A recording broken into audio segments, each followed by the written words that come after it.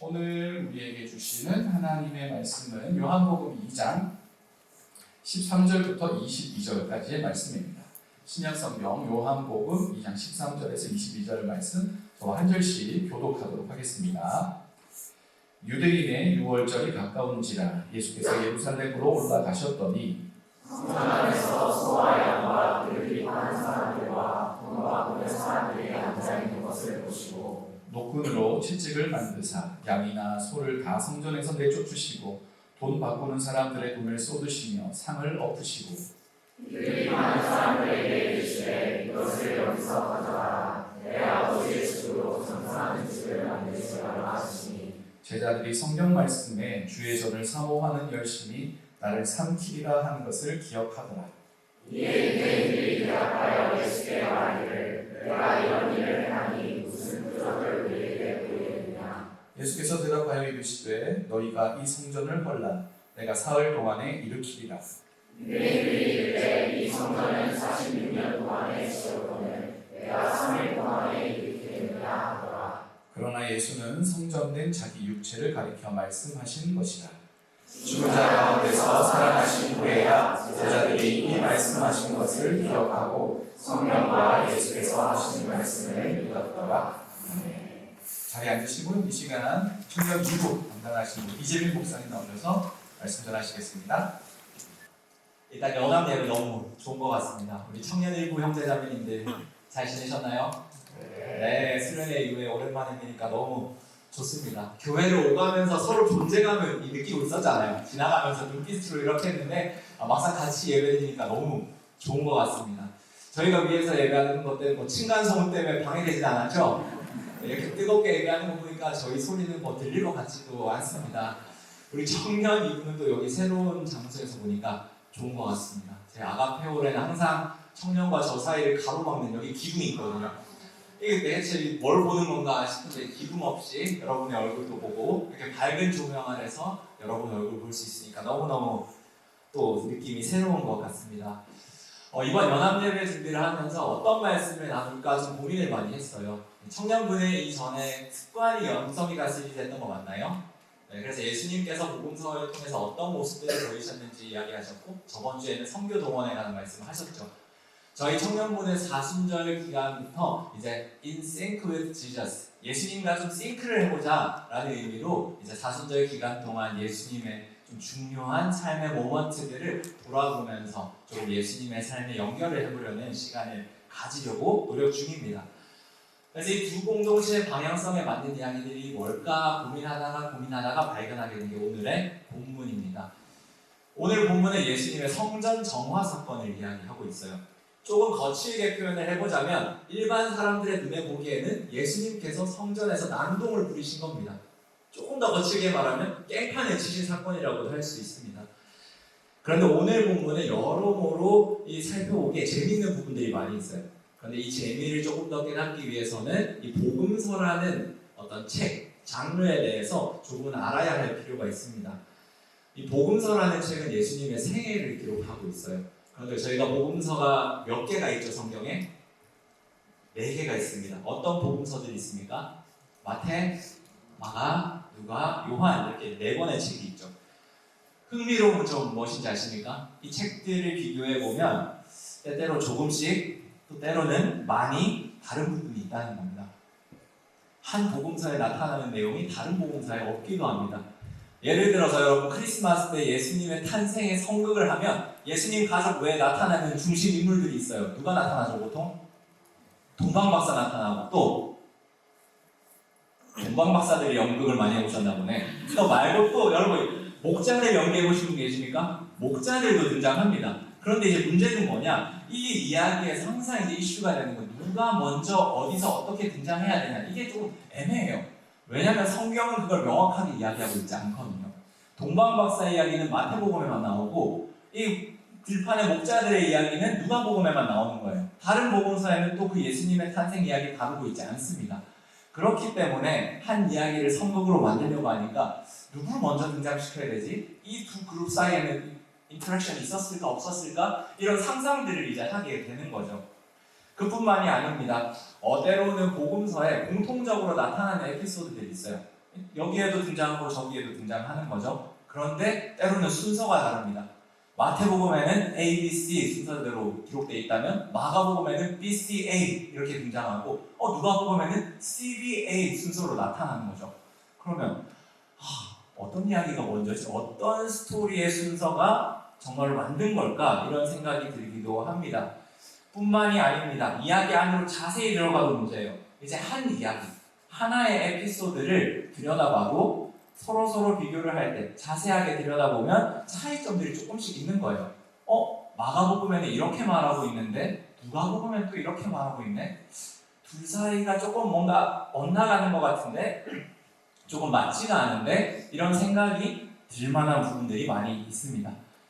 여러분이 어느 날 시간이 흘러서 혹시나 이제 복음서 같은 거 이제 진지하게 공부해보고 뭔가 해볼 마음이 생긴다면 여러분이 해볼 수 있는 하나의 재미난 공부 방법이 있습니다. 그것은 여러분이 성경에 등장하는 한 이야기, 공통적으로 등장하는 이야기를 다 펴놓는 거예요. 마태복음 이야기도 펴놓고 마가복음, 누가복음, 요한복음을 다 펴두고 서로 이렇게 비교를 해보는 겁니다. 이 이야기는 어떤 위치에 나타나지? 이 이야기의 앞뒤로는 무슨 이야기가 있지? 이 이야기에서만 나타나는 점은 뭐고? 이 모두 다에서 공통적으로 이야기하고 있는 건 뭐지? 이런 것들을 하나하나 살펴보다 보면 뭔가 재밌는 것들을 많이 발견할 수 있습니다. 처음에는 그런 차이들이 낯설 수도 있어요. 왜냐하면 2000년대를 살아온 우리들은 뭔가 시간순에 맞게 정확하게 이야기들을 하나하나 틀려 보이는 것 없이 서술을 하는 게 당연한 어떤 커먼 센스처럼 여겨지는 세상이기 때문입니다. 하지만 2000년 전, 대략 2000년 전에 기록된 이 글들은 오늘날 우리의 글쓰기의 결과물들과는 조금 다른 방식의 글쓰기를 했다는 거예요. 이들에게 중요했던 건 무엇이었을까? 예수님에 대한 이해였습니다. 예수님이 어떠한 분이신가? 라는 게 가장 중심 메시지였던 거예요. 이걸 전달하기 위해서라면 때로는 우리가 너무나 중요하게 여길 수 있는 크로니컬하다고 하기 연대기적인 순서, 시간 순서에 따른 변화가 생긴다 하더라도 내가 표현하고 싶은 예수님, 내가 기억하고 싶은 예수님을 표현을 하게 되는 겁니다. 그래서 이런 복음서의 어떤 아이디어, 복음서의 글쓰기 방식을 좀 이해하다 보면 이제 우리의 질문이 바뀌는 거죠. 처음에는 이거 왜 이렇지? 어떤 게 진짜지? 거짓말이지? 이런 생각이 들 수 있는데 나중에 시간이 지나다 보면 각 복음서에서 혹은 각 저자, author들이 하고 싶었던 중심 메시지는 무엇이었을까? 이들이 말하려 했던 의도는 무엇이었을까? 이런 것들로 우리의 질문이 바뀌어 나가게 됩니다. 이런 이해를 조금 더 확실하게 돕기 위해서 이제 또 역시 F들, 우리 학자들 중에 제가 봤을 때 F 스타일인 것 같아요. 학자들은 이런 비유를 하곤 합니다. 복음서는 예수님의 얼굴을 그린 초상화다. 좀 이제 이미지가 그려지죠? 4명의 화가가 각자의 그림을 그렸다는 거예요. 우리가 화가들을 살펴보면 화풍, 페인팅 스타일이 있어요. 그래서 우리는 예를 들어서 유명한 화가들 떠올려보세요. 피카소, 다빈치, 고흐 이런 사람들이 떠오르면 각자의 스타일이 있어요. 맞죠? 꼭 옛날 그림일 필요 없습니다. 웹툰 좋아하시는 분 계시나요? 좋아요. 저도 좋아해요. 저 웹툰 좋아하는데 웹툰을 보다 보면은 이 그림체가 다른 겁니다. 작가마다 이제 그림을 그리는 사람들마다 그림체들이 달라요. 그래서 때로는 이제 제가 생각지도 못한 작품을 봤는데 이 그림체 어디서 봤는데 하다 보면 그 작가가 그렸던 옛날 작품이랑 또 그림체가 똑같은 거죠. 이런 것들은 각자의 스타일이 반영이 될 수 있다는 겁니다. 그래서 복음서의 작가들은 각자의 개성을 가지고 예수님의 초상화를 그렸다는 거예요. 누군가는 예수님의 어떤 강한 위험 있는 왕으로서의 모습을 그렸고 누군가는 십자가를 지고 가는 어린 양으로서의 모습, 누군가는 엄청 자비롭고 인내하신 예수님의 모습을 그렸습니다. 각자가 맞추고 싶었던 포커스가 있었던 거죠. 그런 기준에서 살펴보면 디테일한 묘사에는 이제 차이점이 나타납니다. 비교하면 예수님들 사이에 머리 색깔 다른데? 머리카락 색깔 다르잖아. 여기는 컬이 조금 더 있는데 여기는 조금 더 반곱슬인데? 이거 다를 수 있거든요. 예수님의 비율도 다른데 키도 다른데? 이렇게 생각을 할 수 있습니다.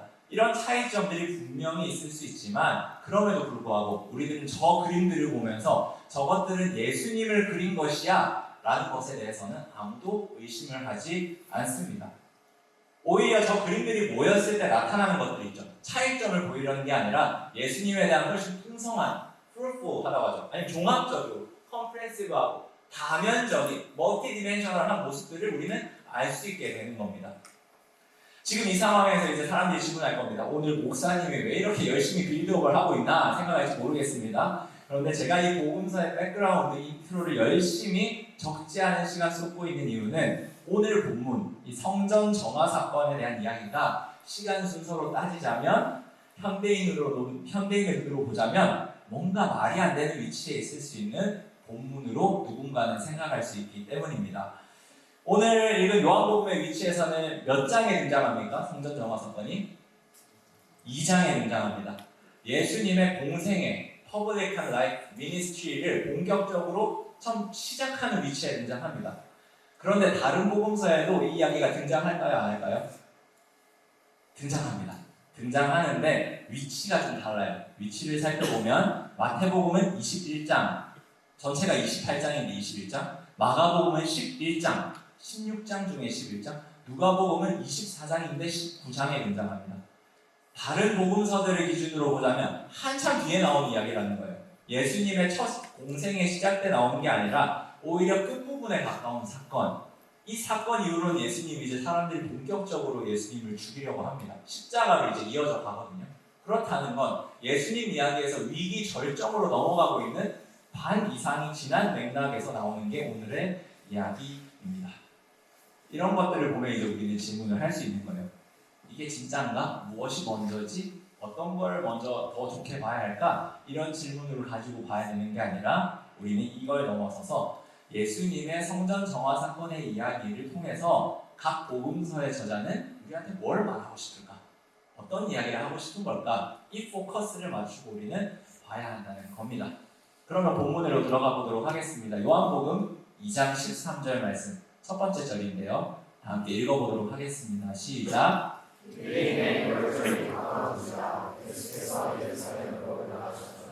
오늘의 본문은 이 시기, 예수님께서 올라가실 시기가 6월절 근처였다라고 이야기를 하고 있습니다. 이스라엘 백성들은 특별한 절기가 되면 이렇게 자기들끼리 모였습니다. 왜 모였을까요? 하나님을 예배하기 위해서였죠. 함께 모여서 하나님을 예배하고 감사하고 다 함께 축하하고 기억해야 될 것들을 기억하고 기념하기 위해서 이들을 모였습니다. 자신들의 정체성을 기억할 중요한 사건이었죠. 특별히 6월절은 어떤 사건이었나? 이스라엘의 정체성을 만들어준 가장 큰 사건입니다. 6월절의 오리진, 그 기원이 등장하는 이야기는 성경 어디에 등장하는지 아십니까, 여러분? 네, 출애굽기에 등장합니다. 애굽에서 나오는 이야기의 시작이 6월절의 시작이라고도 할 수 있죠. 10가지 재앙 중에 10번째 재앙이 있었습니다. 그것은 바로 모든 처음 난 것들, first born은 모두 다 죽어버리는 사건이었어요.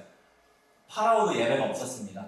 하지만 살아남을 수 있는 방법이 있었는데 어린 양의 피로 그 집안에 있으면서 문지방과 물선주의 피를 발라놓은 사람들은 죽음을 넘어갈 수 있었습니다. 그 방법을 통해 이스라엘 백성들을 살 수 있었고 그 사건을 통해서 엑소더스, 이제 나올 수 있었고 광야를 지나서 약속의 땅으로 들어갈 수 있는 처음 시발점이 되었다고도 할 수 있습니다.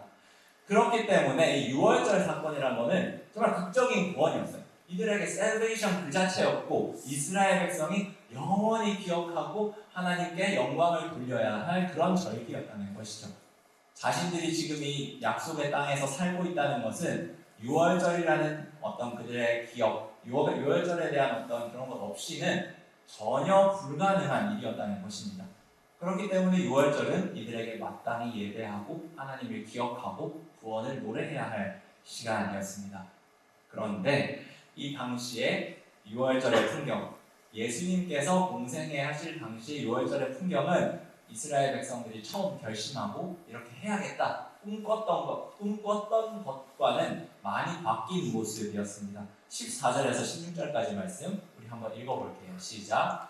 성전 안에서 소와 양과 그들이 많은 사람들과 분명한 큰 사람들이 앉아있는 것을 보시고 그들로 칠칠을 만드사 양이나 손을 성전에서 부수시고 분명한 큰 사람들의 금을 쏟으시며 사모를 하시고 그들이 많은 사람들에게 이르시되 이것을 여기서 가져라 내 아버지의 집으로 장사하는 집을 만드시라 하시니 예수님 장난 없습니다. 네, 욕금 만들어가지고 예수님 다 쫓아냅니다. 동물 파는 사람, 동물들도 좀 불쌍한데 동물들 나가라 하시고 돈 바꾸는 사람 다 쳐내십니다. 예수님의 이 과격해 보이는 행동을 이해하기 위해서는 이 당시의 성전의 문화, 배경에 대해서 알아야 할 필요가 있습니다. 성전에서 하나님께 제사를 드리기 위해서 필요한 것이 있었습니다. 그것은 바로 제물이었던 것이죠. 그래서 이들은 하나님께 제사를 드리기 위해서 아주 먼 곳에 사는 사람들은 예루살렘까지 자기가 생각하는 가장 좋은 제물을 가지고 오기도 합니다. 이 들고 오기가 쉽지 않았어요. 왜냐하면 오는 과정에서 이 제물이 닫혀버리면 제물로서의 기능을 잃어버리거든요. 얼마나 노심초사하면서 귀하게 아끼면서 왔겠습니까? 제물을 가지고 성전으로 나아갔습니다. 그런데 성전의 종교 지도자들이 말합니다. 딱 내가 가지고 온 걸 보고 저 양은 제물에 적합하지 않다. 흠이 있다. 우리가 보기엔 분명히 괜찮은데 흠이 있다는 거예요. 그럼 어떻게 해야 합니까? 우리가 준비한 제물을 사야 된다. 옆에서 팔고 있는 거예요. 근데 이 소나 양을 제대로 된 가격에 팔았을까요? 비싸게 팔았을까요? 말도 안 되게 비싸게 팔았던 겁니다. 엄청난 비용을 지불해서라도 사도록 강요를 했습니다. 그럼에도 불구하고 이들은 눈물을 머금고 살 수밖에 없었죠. 왜냐하면 하나님과의 관계가 회복되기 위해서. 나는 분명히 하나님과의 죄의 문제를 해결하고 관계가 가까워지게 나왔는데 돈이 많이 들긴 하지만 지금 내 재산이 많이 사라지긴 하지만 눈물을 머금고 그 하나님과의 관계를 위해서라면 그것들을 기꺼이 지불하고 나아오는 것이죠. 그런데 뿐만이 아니었습니다. 성전에서 통용되는 화폐가 있었는데 그 화폐는 바깥에서 사용되는 화폐와는 다른 것이었어요. 그렇기 때문에 이 화폐를 이용하기 위해서는 환전을 무조건 했어야 됐습니다. 아까 돈 바꾸는 사람이라는 표현이 있었죠. 환전을 반드시 했어야 됐는데 이 환전도 제대로 했을까요? 수수료를 엄청 붙였을까요? 엄청나게 붙여서 팔았던 것이었습니다. 이 환전을 하는 과정에서 환전상들은 환전 수수료를 다 챙겨 먹었습니다. 간단히 말하자면 이들에게 있는 백성들에게 있는 종교적인 의무, 필요들을 이용해서 이스라엘 백성들을 다 착취하고 있었고 가난의 굴레를 더욱더 벗어나지 못하도록 만들던 것이 바로 성전의 시스템이었습니다. 겉으로는 좋죠. 너희들의 재산들을 이용해서 그래도 하나님과의 관계가 회복될 수 있으면 얼마나 좋겠냐. 조금 비싸지만 하나님과의 관계를 회복하자. 감언이설로 이렇게 설득시키면서 이들을 점점 가난의 굴레로 집어넣고 있었던 것이 바로 성전 시스템이었습니다. 특히나 16절을 살펴보시면 비둘기 파는 사람들에게 성경구절 특별히 강하게 이야기를 하고 있어요. 예수님께서 강하게 이들을 비판하십니다. 누군가는 궁금할 수 있어요. 왜 굳이 비둘기까지? 누군가는 생각합니다. 나만 비둘기 싫어하는 거 아니었구나. 비둘기 싫어하시는 분은 그게 있죠. 저도 달갑지 않아요. 뭐 싫다는 달갑지 않습니다. 왜냐하면 일단 걸어가는 게 저 목과 몸이 따로 노는 것도 좀 약간 어색하고 왁홀 하고 갑자기 가다가 항상 이 비둘기들은 제가 예상하지 못하는 타이밍에 날아오거든요. 와 이렇게 하면 뭐야 이렇게 하는 이런 비둘기를 보면 달갑지 않습니다. 예수님도 조류 포비아가 있었구나 이런 거 아니라는 겁니다. 그런 식으로 내 편의를 봐서 성경을 읽으면 안 됩니다, 여러분. 이걸 알기 위해서 레위기 말씀을 읽어야 하는데 레위기 5장 6절에서 7절까지의 말씀 한번 읽어볼게요. 시작. 그 잘못으로 말미암아 여호와 앞에 속죄제를 드리되 하나님께 마음껏 거룩하나 요소를 속죄제를 드리시고 그 사람은 그의 영혼을 위하여 속죄하였으며 만일 그의 힘이 어린 양을 바친 데에 미치지 못하면 그가 지은죄를 속죄하기 위하여 상분들이 나아가나 하나는 속죄제물을 삼고 하나는 번제물을 사용하네. 이스라엘 백성들에게는 다양한 제사가 있었습니다. 번제, 소제, 화목제, 속죄제, 속건제 이 제사들을 모두 다 하나님과의 관계를 잘하고 또 사람들과의 관계를 회복하기 위한 것이었습니다. 특별히 중요한 것은 속죄제였습니다. 죄라는 것이 우리 하나님과 우리 사이의 관계를 단절시키는 어떤 중요한 위험한 것이었죠. 그렇기 때문에 이스라엘 백성들은 죄를 짓는 것들에 대해서 하나님과의 관계를 회복하기 위해서 속죄제는 누구에게나 다 필요했어요. 대제사장조차 예외 없을 수 없는 게 이 속죄제였습니다. 그래서 누구라도 속죄를 할 수 있는 방법, 길을 하나님께서 열어놓으셨던 것입니다. 보통의 사람들은 양이나 염소를 바칠 수 있었어요. 그런데 저 구절은 무엇을 말하냐? 7절의 첫 부분을 보세요. 그의 힘이 어린 양을 바치는 데에 미치지 못하면 무슨 이야기냐? 양으로 제사를 해야 되는데 양을 할 형편이 안 되는 거예요. 부족할 수 있잖아요. 모두가 다 우리가 같은 재산이 있는 게 아니니까 힘든 거예요. 그런 사람들에 대해서 하나님께서 길을 열어두신 게 비둘기도 괜찮다는 거예요. 산 비둘기, 집 비둘기. 산 비둘기는 산에 사는 거니까 가서 잡아올 수도 있는 건 거예요. 양보다는 그러니까 이지한 거죠. 저것들을 키워내고 내가 양이 없으면 양을 만들어내지 못하지만 비둘기는 가서 잡을 수 있거든요. 이렇게 해서라도 너희들이 숙제를 하는 것이 필요하다라고 한 거예요. 너희들의 환경이 안 된다면 이렇게 하고 이렇게 안 돼, 이게 안 된다면 이렇게 해라.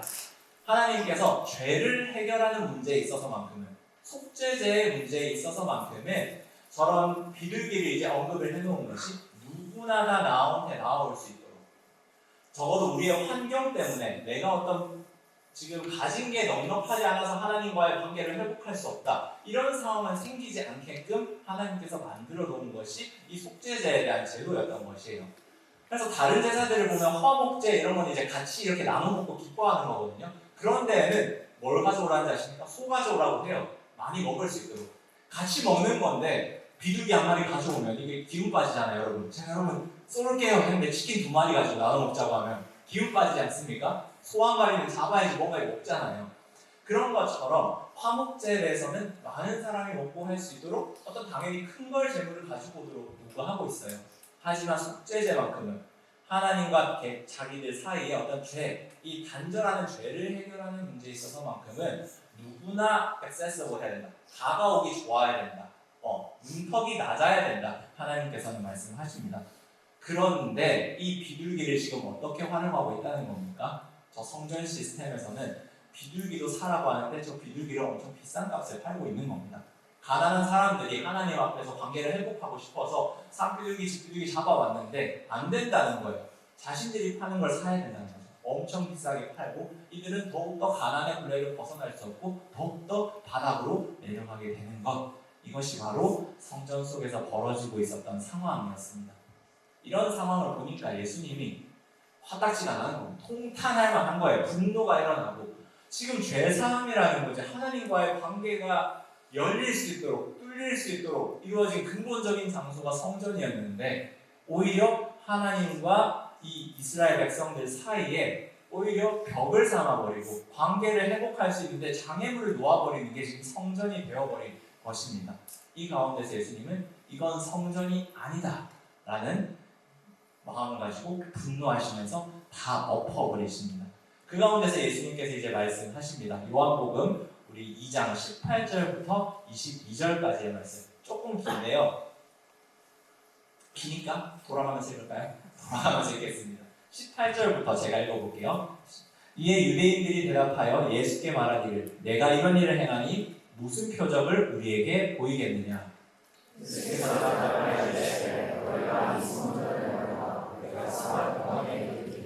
유대인들이 이르되 이 성전은 46년 동안에 지었거든 내가 3일 동안에 일으키겠느냐 하더라. 그러나 예수는 성전을 자기 육체를 가리켜 말씀하신 것이라. 같이 읽을게요. 죽은 자 가운데서 살아나신 후에야 제자들이 이 말씀하신 것을 기록하고 성경과 예수께서 하신 말씀을 기록하라. 이 부분은 요한복음에만 등장하는 이야기들이에요. 요한은 예수님의 어떤 이 성전 정화 사건을 어떻게 이해하느냐? 예수님께서 나중에 일어날 어떤 예수님의 부활과 연결시켜서 이해를 합니다. 너희가 이 성전을 헐어라. 내가 사흘 동안 일으킬게. 라고 하는 게 사실 이 성전을 말하는 게 아니었던 거죠. 예수님 자신의 몸을 말했던 것입니다. 예수님은 자신을 통해서 이 사건을 통해서 자신이 부활할 것에 대한 어떤 표적, 그 그리스도에 대한 비밀에 대한 것을 선포한 사인으로 이야기를 하고 있습니다. 흥미로운 것은 마태복음 말씀 읽어보도록 할게요. 마태복음 말씀 띄워주시면 제가 일단 비슷한 부분을 빼고 13절만 읽어보도록 하겠습니다. 시작! 그들에게 이르되 기록된 바 내 집은 기도하는 집이라 일컬음을 받으리라 하였거늘 너희는 강도의 소굴을 만드는도다 하시니라. 네, 유명한 말씀이죠. 내 집은 기도하는 집이다. 이렇게 일컬음을 받아야 하는데 너희는 강도의 소굴을 만들었다. 요한복음의 이야기에는 없는 이 멘트인데 이 멘트는 나머지 세 복음서에는 모두 다 등장합니다. 이 절기에 우리가 함께 모이는 장소는 무엇을 위한 것인가 이야기를 하는 거죠. 이곳은 기도를 해야 될 장소다. 예배하고 하나님께 기도하고 하나님 높여드려야 될 장소다. 그런데 너희가 지금 그 기능을 하나도 수행하고 있지 못하다. 목적을 다 잃어버렸다 이야기를 합니다. 그리고 그 뒷구절 보여주실까요? 시간상 읽지는 않겠지만 여러분이 눈으로 한번 보세요. 14절에서 17절의 내용들을 보면 예수님께서 이제 성전에서 자신들에게 나오는 사람들을 고쳐주십니다. 그리고는 성 밖으로 나중에 떠나셔서 베다니라는 곳에 머무십니다. 이건 이제 또 마태복음에만 나타나는 이야기인 거예요. 맹인들이 갑자기 나오는데 보게 되고 다리 저는가들이 나오는데 갑자기 걷게 되는 겁니다. 이것들을 보면서 마태복음의 저자는 질문을 하는 거예요. 누가 참 성전인가? 무엇이 참 성전인가? 과연 지금 저 성전이 제대로 기능을 하고 있는가? 아니면 예수 그리스도께 나아올 때 회복되는 이것들을 볼 때 예수 그리스도께서 성전이신가? 질문을 던지는 것입니다. 마가복음 부분 살펴보겠습니다. 마가복음은 또 비슷하지만 17절 부분만 한번 읽어볼게요. 시작. 이에 가르쳐 이르시되 기록된 바 내 집은 하나님이 기도하는 집이라 하리라고 하지 아니하였느냐. 너희는 강도의 소굴을 만들었도다. 특별히 예수님의 가르침에 대한 것들이 나오는데 좀 비슷한 말이지만 마가가 딱 포커스에서 맞추는 한 단어가 있습니다. 어떤 집이라고 합니까? 만민이 기도하는 집이다. 만민이. 다른 곳에는 기록하고 있지 않습니다. 마가가 강조하고 싶은 것은 무엇입니까? 이 성전이라는 곳은 누구나 나올 수 있어야 되는 곳이다. 지금 너희가 함부로 벽을 둬서 제한하고 폭리를 취하면서 그럴 곳이 아니라 누구나 다 나올 수 있는 곳이 성전이 되어야 한다. 너희가 도대체 누구길래 너희의 주머니를 채우려고 지금 나에게 나와야 할 사람들을 망설이게 하고 못 나오게 하고 있는가? 강하게 비판을 하고 있는 겁니다. 마지막 누가복음 말씀 45, 46절은 비슷하니까 47절 말씀 한번 읽어보겠습니다. 시작. 예수께서 날마다 성전에서 가르치시니 대제사장들과 서기관들과 백성의 지도자들이 그를 죽이려고 해하되. 누가복음의 묘사에 따르면 예수님은 성전을 떠나지 않습니다. 아까 마가복음을 보면 쿨하게 팍 떠나거든요. 예수님 베단이라는 곳에 떠나시는데 누가복음이 말하고 싶은 예수님은 날마다 예수님께서 성전에 계셨다. 누가라는 사람에게는 성전이 중요한 곳이었어요. 누가복음 사도행전에는 성전이 되게 중요한 역할을 해서 누가복음의 예수님은 성전을 떠나지 않습니다. 예루살렘이라는 이 장소, 이곳에서 계속해서 가르치심을 하시면서 계속 가르치시면서 하나님의 나라를 이야기하시던 분이 바로 예수님이셨다라고 누가는 이야기를 합니다. 이 이야기들을 종합해보면 그림이 다양해집니다. 예수님의 성전 정화 사건에 대한 각자의 그림을 가지고 있고 누군가는 각자 포커스를 맞추고 싶은 부분이 있기 때문에 때로는 조금씩 차이가 날 수 있는 부분들이 나타나기도 합니다.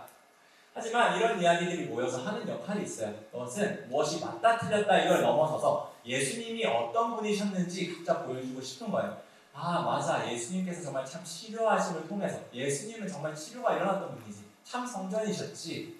아 맞아, 마가복음의 이야기를 보니까 맞아, 모든 사람들이 다 성전에 나와야 할 곳이었어. 예수님께서 삶을 통해서 그걸 보여주셨는데, 누가복음은 또 예수님의 가르침에 대해서 이야기를 하고, 요한복음은 맞아, 예수님께서 저때서 하신 말씀은 나중에 부활을 위해서, 부활하실 때를 염두에 두고 하신 말씀이었어. 각자에게 더 필요했던, 각자의 공동체에게 필요했던 부분들을 하나하나 포커스를 맞추고 있는 겁니다.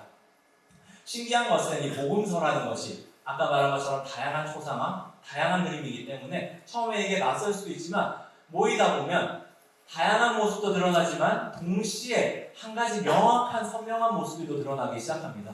모든 복음서들이 말하고 있는 예수님께서 어떻게 하나님 나라를 선포하셨는지, 어떻게 우리를 위해서 고난을 받으시고 죽으셨는지, 부활하셨는지, 이 얘기에 대한 것들이 모이면 모일수록 훨씬 더 선명해지는 것 또한 우리는 알 수 있습니다.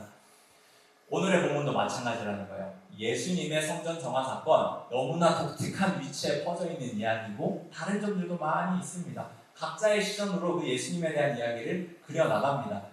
그럼에도 불구하고 신기한 것은 무엇인지 아십니까? 이 이야기들에 공통적으로 나타나는 부분이 있다는 거예요. 공통적으로 하고 싶은 메시지가 있었는데 그것은 하나님을 믿는 사람들이 연합하여 모였을 때 어떤 일들이 일어나야 하는가, 어떤 모습을 가져야 하는가 공통적으로 말하고 있다는 겁니다. 그 당시에 성전의 상황을 돌아보고 복음서의 저자들이 그것들을 기록하면서 이 저자들은 알았어요. 우리 모두가 연합하여 예배하는 자리는 어떤 일들이 일어나야 하는가? 함께 모여 예배하는 자리는 함께 기도하는 자리가 되어야 된다. 연합하는 자리는 누군가의 이득을 취하는 것이 아니라 그저 하나님을 바라보고 기도하는 자리가 되어야지, 예배하는 자리가 되어야지. 우리 가운데 행하신 하나님의 일들을 돌아보고 기억하고 하나님을 마음껏 높여드리는 것이 바로 성전에서 연합하여 절기에 우리가 예배드릴 때의 모습이 되어야지 라고 모든 복음서의 저자들은 선포하고 있습니다. 만민이 기도하는 곳, 만민이 예배하는 곳, 하나님의 관계가 가까워질 수 있는 곳, 그게 바로 연합의 자리인 줄 믿습니다. 네, 오늘 연합예배죠. 이 연합예배가 어떤 자리인가? 매번 볼 수는 없지만 각자 주어진 자리에서 하나님을 예배하고 섬기다가 또 각자의 삶 가운데 행하신 하나님의 일들을 마음껏 느끼면서 살아가다가 모여서 그 이야기들을 나누는 자리가 되는 겁니다. 아, 우리 하나님 이런 분이셨지. 아, 하나님이 당신 삶에는 그런 분이셨군요. 이것들을 모아서 이야기하고 더욱더 그림들을 모으면 모을수록 선명해지는 하나님의 놀라우심을 마음껏 높여드리는 자리가 바로 연합의 자리입니다. 오늘 예배를 들어오면서 여러분 연필 받으셨을 겁니다. 받으셨죠? 초상화라는 비유 기억하십니까, 여러분? 네. 우리에게 가지고 온다면, 비유를 해본다면 우리 모두는 각자 예수님에서 초상화를 그리는 사람들이라고 생각을 합니다. 누군가 저 그림 못 그리는데요. 저 그림에 탤런트가 없습니다. 이런 이야기 아닌 거 아시잖아요. 우리는 각자의 삶을 통해서 그림을 그려나가는 사람들이라는 겁니다.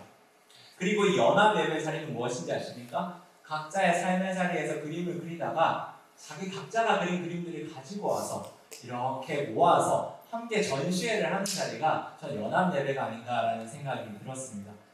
이 연합을 하는 자리는 소수의 사람 혹은 한 사람의 그림을 전시하는 곳이 아닙니다. 저 목회자가 그림을 막 그려가지고 여러분 제 그림 보십시오. 이렇게 얼마나 잘 그렸죠. 이렇게 막 자랑을 하는 자리가 아니라 우리 각자가 모두가 그린 그림들을 다 모으고 함께 이렇게 디스플레이하고 서로 그림을 바라보면서 아, 너는 이렇게 그렸구나. 난 이런 것들을 그렸어. 이런 것들을 나누고 기뻐하는 자리가 바로 연합의 자리입니다. 하나님의 말씀이니 성경에 4개의 복음서가 있다는 것은 하나의 복음서가 절대적으로 좋아서 이것만 기억해야 돼 라고 한 것이 아니었고 각자가 그린 복음서들, 각자가 그린 예수님의 초상화들이 너무나 귀하고 그것들이 말해주는 장점이 있고 오히려 함께 모았을 때 예수님을 더욱더 잘 알 수 있게 되었기 때문에 이 성경을 만들고 확정하는 사람들은 4개의 복음서들을 포함시킨 것입니다. 그 의미는 무엇인가? 결국 여러분 각자의 손에 주어진 이 연필이 너무나 중요하다는 겁니다. 제가 그리고 잘 그리고 이걸 떠나서 우리 모두가 각자의 그림을 그려나갈 때 우리의 예수님에 대한 그림은 더욱더 명확해지고 풍성해질 수 있습니다. 오늘 설교의 제목을 제가 전시회 모이는 그림들 선명해지는 한 분이라고 정했어요. 하지만 제 원래 초기 버전, 제 3040 제 버전에 맞춘 제 설교의 제목, 오리지널 설교 제목은 그거였어요. 전람회 믿음의 습작이었습니다. 지금 음악 떠오르신 분들은 이걸 담긴 어떤 그걸 전제를 지금 알고 계신 겁니다, 여러분. 혹시 전람회 기억의 습작이라는 걸 아시는 분 계신가요? 좀 꽤 있으시네요. 네. 제목 그렇게 할 걸 그러네. 네, 이 제목을 듣고 뭐 노래가 떠오르거나 영화나 그림이 그려지거나 이런 분은 저와 비슷한 시대를 지나오신 분인 거예요. 근데 제가 이 제목을 처음에 정한 이유는 습작이라는 단어가 저 너무 좋았기 때문에. 습작. 영어권에 있으신 분은 습작이라는 단어가 되게 생소할 텐데 습작은 무엇이냐면 어떤 작품을 그리거나 글이 되었든 뭐 미술 작품이 되었든 이게 완성품을 말하는 게 아니에요. 완성품이 아니라 매일의 그냥 연습을 하면서 그림을 그리는 건 거죠. 매일매일 반복되는 그림을 하면서 이것들을 그려나가는 것, 연습장에 이렇게 그려나가는 것들이 습작이라고 할 수 있습니다. 저는 여러분들에게 오늘 연필을 쓰라고 하는 게 어떤 복음서 같은 완벽한 시나리오 글을 한 번에 쓰세요. 이걸 절대 요구하는 게 아닙니다. 복음서 또한 너무나 작은 하나의 이야기로부터 출발했고 그것들이 모여지고 편집되어서 나중에 다듬어지면서 만들어진 겁니다. 우리에게 중요한 건 무엇이냐? 하루하루 우리의 삶의 자리에서 매일의 습작을 그려나가야 할 책임이 우리 모두에게 있다는 겁니다. 때로는 서로 그리는 모습이 다를 수도 있어요. 너는 왜 예수님이 이렇게 그려? 나는 눈이 이렇게 생겼는데. 나는 옆모습이 더 좋은데. 다를 수도 있죠. 이해 안 될 수도 있습니다. 하지만 각자의 예수님에 대한 이야기들, 그 믿음의 습작들을 이제 모아서 전시를 하다 보면 우리들이 더 이해하게 되는 거예요. 뭔가 다양성이 보이기도 하지만 그 안에서 명확하게 선명해지는 예수님의 얼굴, 예수님의 모습을 발견하게 될 것입니다. 특히나 우리 청년부 연합을 통해서는 우리 공동체들, 이 청년부를 통해서 일하시는 하나님, 예수 그리스도의 모습이 명확하게 드러날 줄 믿습니다. 여러분 한번 매일매일 그려보시길 축복합니다. 누군가 질문할 수 있죠. 언제까지? 각자에게 주어진 이 삶의 연필이라는 이 심이 닿는 날까지 우리는 그려나가야 될 줄 믿습니다. 우리의 삶을 살다 보면 실족할 수도 있고 이 심이 부러질 수도 있죠. 부러지고 깎아야 될 수도 있습니다. 뭉툭해집니다. 계속 깎으면서 우리는 그림을 그려나가는 거죠.